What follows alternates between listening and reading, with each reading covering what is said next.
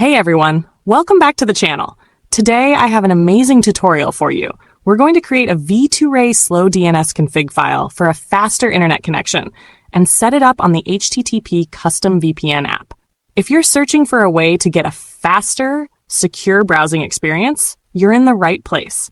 Before we dive in, if you're new here, don't forget to like, subscribe, and share this video to help others too. All right, let's get started. First, open your web browser.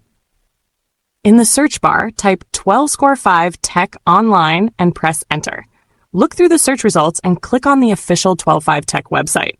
Once you're on the home page, locate the menu button, usually at the top corner of the page, and click on it. From the menu list, select Slow DNS Config.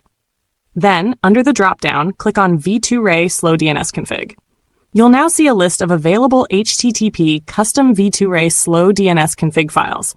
Find the latest one, click on it, and then click the download button.